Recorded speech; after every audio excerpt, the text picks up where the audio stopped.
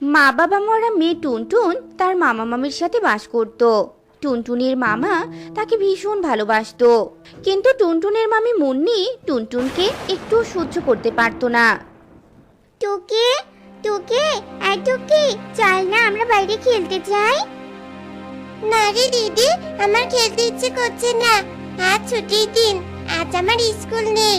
আমি আজ সারাদিন টিভি দেখবো। হ্যাঁ হ্যাঁ, কি যে মজা, আজ অনেক কার্টুন দেখবো আমি। এ কথা বলে টুকি টিভি দেখা শুরু করে। আচ্ছা ঠিক আছে টুকি, তুই যদি না যাস তবে আমিও যাব না, আমিও টিভি দেখবো। এ কথা বলে তারা দুজনই টিভি দেখা শুরু করে। টিভি দেখতে দেখতে টুকি হঠাৎই টিভির ওপরে রাখা রিমোট আনতে গেলে তার হাত লেগে টিভিটা মাটিতে পড়ে যায়। আর এটা দেখে টুকি ভীষণ ভয় পেয়ে যায়। আমি কি করলাম? হায় সৃষ্টিকর্তা, মা তো আজ আমাকে মেরেই ফেলবে মনে হচ্ছে। এসব বলে টুকি কাঁদতে থাকে। কাঁদিস না বোন, কাঁদিস না। মামি আসলে বলবো আমি টিভি ভেঙেছি, তোর কোনো দোষ নেই। এদিকে টিভি ভাঙার শব্দ পেয়ে টুনটুনের মামি সেখানে ছুটতে চলে আসে আর দেখে তার শখের টিভিটা মেঝেতে পড়ে ভেঙে গেছে। এই কাজ নিশ্চয়ই এই মুখপুরি টুনটুন করেছে। আমাদের ভালো তো তুই দেখতেই পারিস না, তাই না রে? কত শখ করে টিভিটা কিনেছিলাম, তুই জানিস এর দাম কত ছিল? বাপের জন্মেও তো কখনো অত টাকা চোখে দেখিসনি। টুকি তার মায়ের কথা শুনে যখনই কিছু একটা বলতে যাবে তখনই টুনটুন তার মামিকে বলে, আমার ভুল হয়ে গেছে মামি, এবারের মতো আমাকে ক্ষমা করো। আমি ইচ্ছে করে ভাঙিনি, আমার হাত লেগে পড়ে গেছে। আর কখনো এমন হবে না মামি, আর কখনো এমন হবে না। কোন মুখে আবার ক্ষমা চাইছিস? মুখপুরি কোথাকার! তোকে ক্ষমা করে দিলে কি আমার টিভিটা আবার ফিরে আসবে? এর শাস্তি তো তোকে পেতেই হবে। এ কথা বলে মুন্নি টুনটুনকে অনেক মারতে থাকে। মা, দিদিকে তুমি মেরো না, আর মেরো না। দিদি টিভি ভাঙেনি, দিদির কোনো দোষ নেই মা, টিভিটা আমিই ভেঙে ফেলেছি। দিদি আমাকে বাঁচাতে তোমার মিথ্যে কথা বলেছে মা। তুই চুপ কর টুকি, দিদির হয়ে আবার সাফাই গাইতে এসেছিস? ওই মুখপুরিকে তো আজ আমি মেরেই ফেলবো। আর মেরো না মামি, আমার অনেক কষ্ট হচ্ছে। মামি, মামি তোমার দুটো পায়ে পড়ছি, আর মেরো না। আসলে মুন্নি অনেকদিন থেকে সুযোগ খুঁজছিল, আর আজ সেই সুযোগ হাতের মুঠোয় পেয়েছে। এই তো সুযোগ, এই সুযোগ তো আমি বহুদিন থেকে খুঁজছিলাম। এই মুখপুরিকে বাড়ি থেকে তাড়িয়ে দেওয়ার জন্য। আজ তো আমি এই মুখপুরিকে বাড়ি থেকে তাড়িয়ে ছাড়বো। তুই এক্ষুনি আমার বাড়ি থেকে বিদায় হবি, তোর ওই মুখ আমি আর দেখতে চাই না। এমন কথা বলো না মামি, তোমরা ছাড়া আমার যে আর কেউ নেই। আমি কোথায় যাব? আমাকে তাড়িয়ে দিও না মামি। অনেক সহ্য করেছি তোকে, আর সহ্য করতে পারবো না। যেখানে খুশি সেখানে চলে যা, দূর হয় এখান থেকে, আর উদ্ধার কর আমাকে। এই কথা বলে মুন্নি ঘর থেকে বেরিয়ে যায়। আর এদিকে টুনটুনও চলে যেতে ধরে। তুই যাস না দিদি, বাবা ফিরে এলে আমি বাবাকে সবটা বুঝিয়ে বলবো। তোকে ছাড়া আমি থাকতে পারবো না দিদি। আজকে আমার জন্য তোকে বাড়িটা ছাড়তে হচ্ছে, তুই আমাকে ক্ষমা করে দিস দিদি। কাঁদিস না বোন, কাঁদিস না, সবই আমার ভাগ্য। তোরা ভালো থাকলেই আমি ভালো থাকবো রে। এসব কথা বলে টুনটুন কাঁদতে কাঁদতে বাড়ি থেকে বেরিয়ে যায়।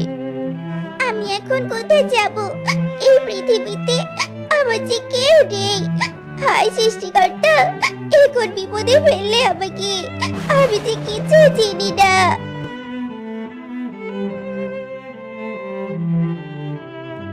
একি, সামনে তো শুধু জল আর জল, এখন আমি কোথায় যাব? এই কথা বলতে বলতে টুনটুন নদীর দিকে ভালো করে তাকায়, আর নদীর পাড়ে একটা নৌকা দেখতে পায়। এই তো একটা নৌকা দেখতে পাচ্ছি। এই নৌকা দিয়ে আমাকে নদী পার হতে হবে, আর কখনো এখানে ফিরবো না, আমি অনেক দূরে চলে যাব। এ কথা বলে টুনটুন নৌকায় ওঠে আর নৌকা চালাতে শুরু করে। টুনটুন নৌকা নিয়ে যখন নদীর মাঝখানে আসে তখন টুনটুন দেখতে পায় নদীর মাঝখানে 3টি আম ঘর। এটা দেখে টুনটুন ভীষণ অবাক হয়ে যায়। এই মাছ নদীতে এত সুন্দর আমঘর কে বানিয়েছে? সত্যি খুব সুন্দর। আমি বরং একটু ভিতরে গিয়ে দেখি তো কে থাকে এই তিন আমঘরে। টুনটুন নৌকা থামিয়ে একটা আমঘরে প্রবেশ করে আর দেখতে পায় পুরো ঘরটা জুড়ে একটা টেবিল ছাড়া আর কিছুই নেই।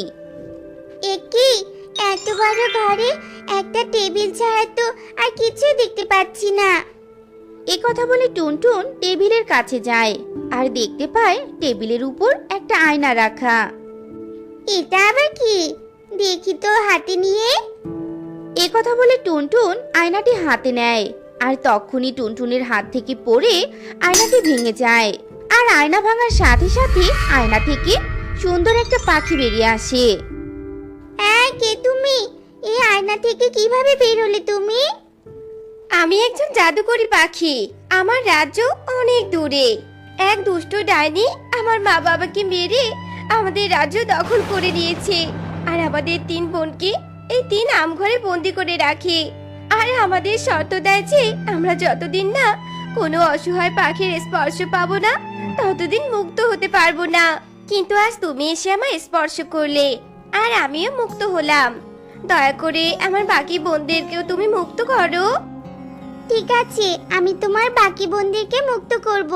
চলো তবে। এই কথা বলে টুনটুন জাদুকরি পাখিকে সঙ্গে নিয়ে বাকি দুটি আমঘরে প্রবেশ করে আর টেবিলে রাখা আয়নাগুলো স্পর্শ করার সাথে সাথে আয়নাগুলো ভেঙে বাকি দুই জাদুকরি পাখি মুক্ত হয়।